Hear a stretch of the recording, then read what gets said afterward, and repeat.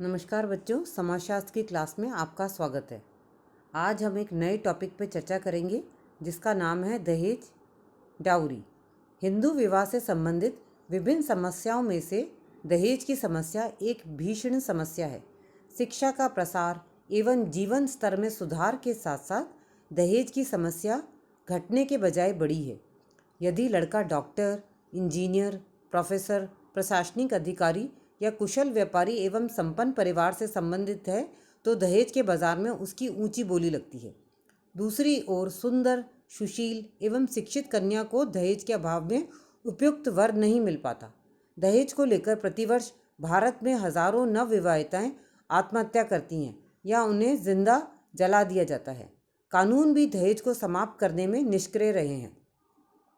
नवयुवकों का यह दायित्व है कि वे दहेज रूपी दानव की होली जलाएं और विवाह को पवित्र बंधन का रूप प्रदान करें जिसका आधार पारस्परिक प्रेम, स्नेह, संयोग एवं विश्वास हो। इसी संदर्भ में हम यहाँ दहेज की समस्या के विभिन्न पक्षों पर विचार करेंगे। दहेज का अर्थ एवं परिभाषा।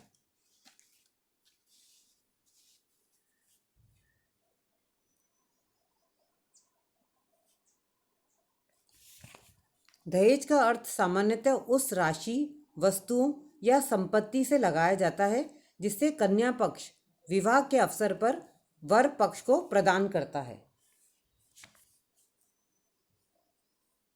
फेयरचाइल्ड के अनुसार दहेज वह धन या संपत्ति है जो विवाह के अवसर पर लड़की के माता पिता या अन्य निकट संबंधियों द्वारा दी जाती है।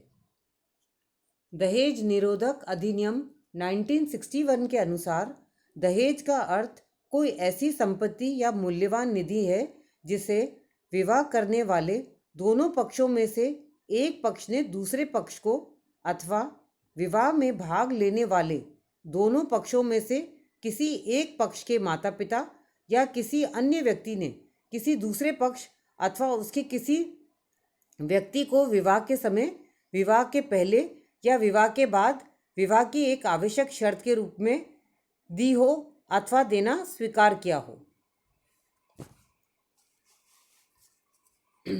दहेज विवाह की एक आवश्यक शर्त के रूप में दिया जाता है जबकि उपहार देने वाला अपनी स्वेच्छा से देता है। अतः कानूनी रूप से दहेज का अर्थ किसी भी ऐसी संपत्ति अथवा मूल्यवान वस्तुओं से है जिसे विवाह की एक शर्त के रूप में विवाह से पहले, विवाह के समय या बाद में एक पक्ष को दूसरे पक्ष के लिए देना आवश्यक होता है। दहेज को वर मूल्य यानी कि ब्राइडग्रूम प्राइस भी कहा जाता है। यह एक प्रकार से वर की कुलीनता, संपन्नता, शिक्षा, व्यवसाय आदि के आधार पर निश्चित किया हुआ मूल्य ही होता है। दहेज प्रथा का विकृत स्वरूप, अगली फॉर्म ऑफ डाउरी। उच्च शिक्षा प्राप्त, धनी, अच्छे व्यवसाय या नौकरी में लगे हुए एवं उच्च कुल के वर को प्राप्त करने के लिए आज कन्या के पिता को अच्छा खासा दहेज देना होता है। शिक्षा एवं सामाजिक चेतना की वृद्धि के साथ साथ दहेज घटने के बजाय बढ़ा ही है। वर्तमान में तो दहेज प्रथा का स्वरूप बहुत ही विकृत हो चुका है।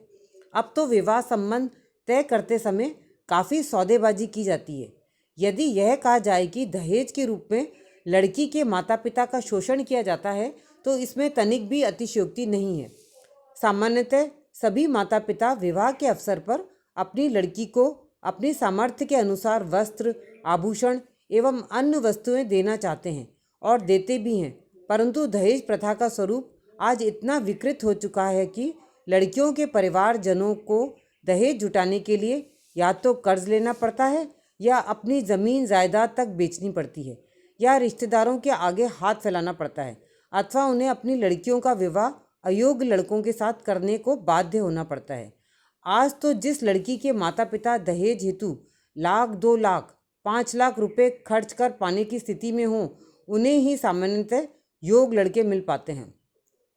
जिन परिवारों की आर्थिक स्थिति बहुत अच्छी नहीं होती उनके लिए लड़कियों का विवाह एक गंभीर समस्या बन गया है। दहेज के कारण ही बहुत सी लड़कियों एवं बहनों को आत्महत्या तक करने को बाध्य होना पड़ता है। बहुत सी बहुओं को जिंदा जला दिया जाता है, मार दिया जाता है। इस वेदना को लड़की के माता पिता ही समझ सकते हैं, अन्य नहीं। दहेज के कारण एवं प्रेरक तत्व, कॉजेज और मोटिवेटिव्स ऑफ डाउरी। दहेज प्रथा को जन्म देने के लिए निम्नांकित कारण उत्तरदायी हैं। पहला, जीवन साथी चुनने का सीमित क्षेत्र।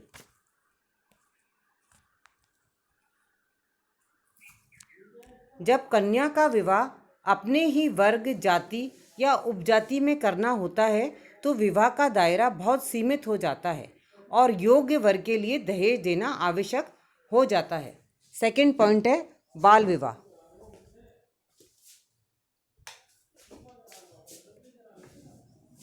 बाल विवाह के कारण वर एवं वधू का चुनाव उनके माता पिता द्वारा किया जाता है और वे अपने लाभ के लिए दहेज की मांग करते हैं।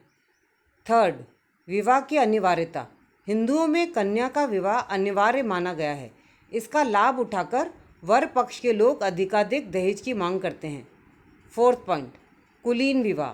कुलीन विवाह के कारण ऊंचे कुल के लड़कों की मांग बढ़ जाती है और उन्हें प्राप्त करने के लिए कन्या पक्ष को दहेज देना पड़ता है।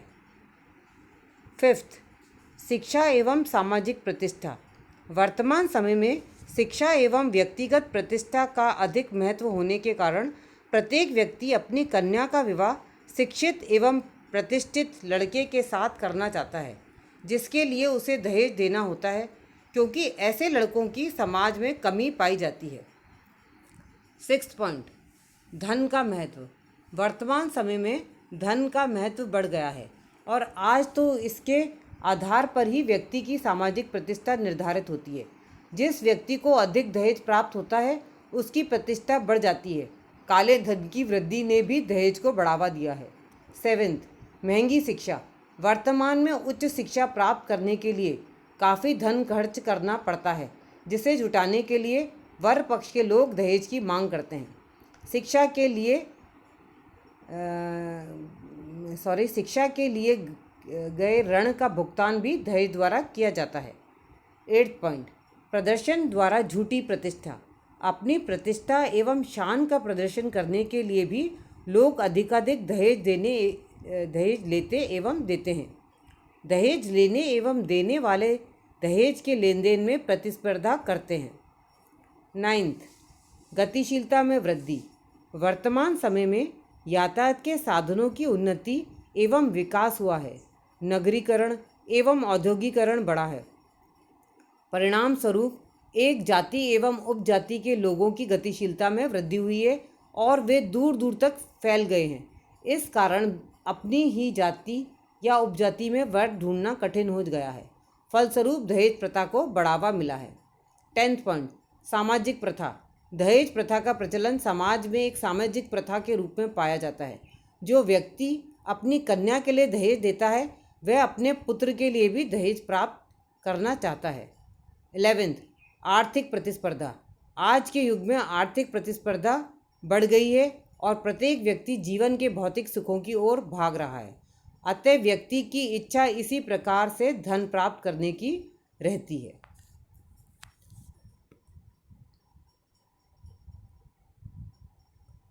तो बच्चों, आज हमने दहेज प्रथा के जिन बिंदुओं पर चर्चा की वे हैं दहेज प्रथा का अर्थ एवं परिभाषा, दहेज प्रथा का विकृत स्वरूप, दहेज के कारण अथवा प्रेरक तत्व। तो आज के हमारी क्लास में बस इतना ही। आज की क्लास हम यहीं समाप्त करते हैं। दहेज प्रथा के बाकी के बिंदुओं पे हम हमारी अगली कक्षा में चर्चा करेंगे। धन्यवाद।